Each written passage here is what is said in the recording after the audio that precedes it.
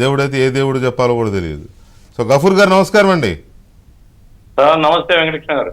ఈ దేవుడి స్క్రిప్ట్ మీద ఏం మాట్లాడదాం మనం?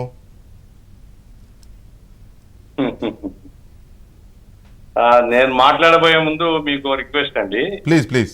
ఇప్పుడు ఈ దస్తగిరిని డిబేట్ లో పిలవడం అనేటువంటిది మీ స్థాయిని దిగజార్చుకోవడం. ఎందుకంటే అతను అప్లోర్ మారిండొచ్చు, ఈజే హైడ్ కిల్లర్. అట్టటోళ్ళను మనం అందరం కూర్చొని మాట్లాడితే హైడ్ కిల్లర్స్ మనం అందరం ఎక్కించినట్లయితే మీ సూచన కోర్టు వ్యవహారం అండి. వ్యవహారం కరెక్టే. మీ సూచన నేను డెఫినెట్ గా ఒక సీనియర్ పొలిటీషియన్ గా, ఒక ప్రజాస్వామ్యవాదిగా నేను తప్పకుండా పెద్దవాడిగా తీసుకుంటా నేను. కాకపోతే ఆయన ఎలక్షన్ లో కూడా పోటీ చేస్తున్నాడు, దాన్ని ఎలా చూద్దాం మరి? చేయొచ్చు.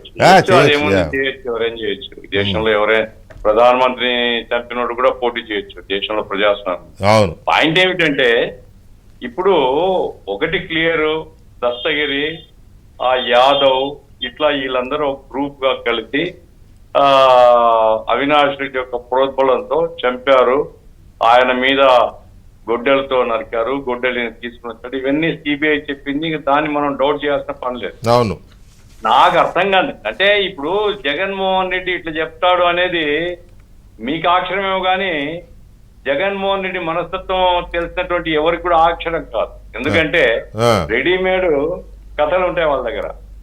ఇప్పుడు జగన్మోహన్ రెడ్డి సమాధానం చెప్పి ఉండాల్సిన ఏమిటి? ఇప్పుడు ఆయన అజయ్ కల్లాం సిబిఐకి ఒక విషయం చెప్పాడు.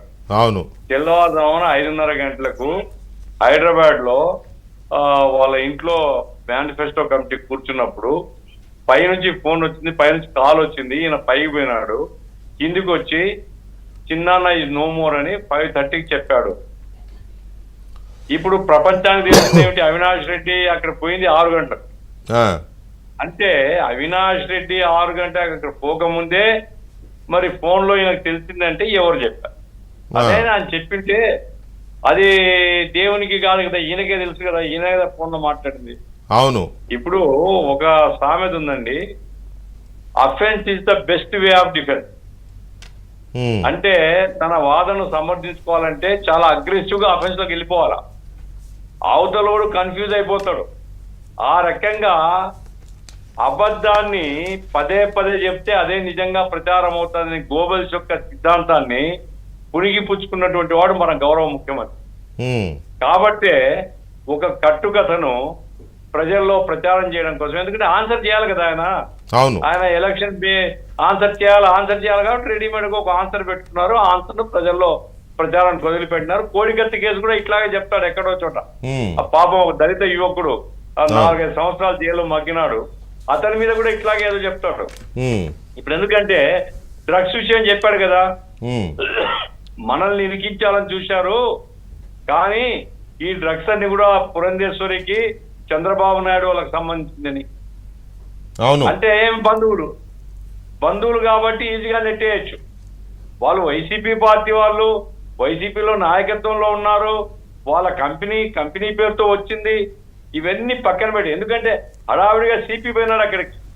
హడావిడిగా సిపి పోయింది ఎందుకు? దాన్ని హషప్ చేయడానికి. అది కుదరలేదు. కాబట్టి ఎంత అబద్ధాన్నైనా అవలీలగా ప్రజల్లో ప్రచారం చేసుకునేటువంటి నైపుణ్యం కలిగినటువంటి ఒక ఫ్యాక్షన్ లీడరు జగన్మోహన్ రెడ్డి. కాబట్టి ఆయన అతి సులువుగా ఒక అబద్ధాన్ని చెప్పేసినాడు. దేవునికి తెలుసు, దేవుడు సాక్ష్యం చెప్తాడా? చెప్పలేడు కదా. ఆయనకు తెలుసు, ఎవరికి? చిన్నాయనకు తెలుసు ఎవరు చంపినారు. చిన్నాయన నుంచి మాట్లాడగలుగుతాడా? మాట్లాడు కదా. కాబట్టి మాట్లాడలేనటువంటి వాళ్ళను సాక్షులు ఈయన పెడుతున్నాడు, మాట్లాడేటువంటి వాళ్ళు ఎదురుగా ఉన్నారు. అట్లాగే సెంట్రల్ గవర్నమెంట్ ఏజెన్సీ వాళ్ళేమి బీజేపీ మనుషులు కాదు కదా సిబిఐ వాళ్ళు, లేకపోతే ఇంకోరు మనుషులు కాదు కదా.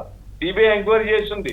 సిబిఐ ఆధారాలు సహా, ఫోన్ కదలికలు, ఎవరెవరు ఎక్కడెక్కడ ఉన్నారు, వీటన్నిటి సమాధానం చెప్పకుండా ఎవరు చంపించినారో దేవునికి తెలుసు అంటే ముఖ్యమంత్రి ఏం గాడిదలు కాస్తున్నావా?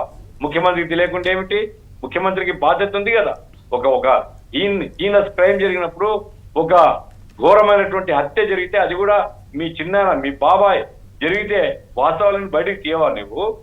ఏం తీయకుండా ముఖ్యమంత్రిగా ఎట్లా రాజ్యపాలన చేస్తావు నువ్వు? సిబిఐతో అవసరమైతే రివ్యూ చేయవా? సిబిఐతో మాట్లాడవా?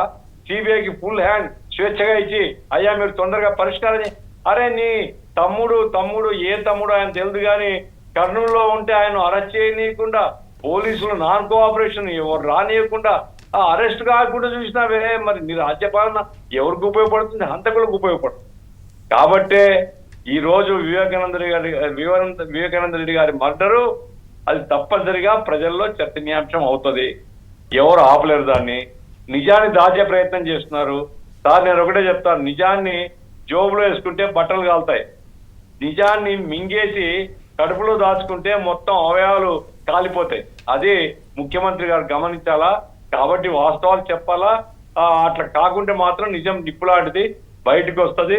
తప్పనిసరిగా దానికి పరిహారం చెల్లించాల్సి వస్తుంది అనేటువంటిది ఇది నా ఆవేదన కాదండి. ఇది ప్రజలు చాలా మంది చదువుకున్నటువంటి వాళ్ళందరూ ఖచ్చితంగా దోషులు శిక్షింపబడాలా, కుట్రదారులు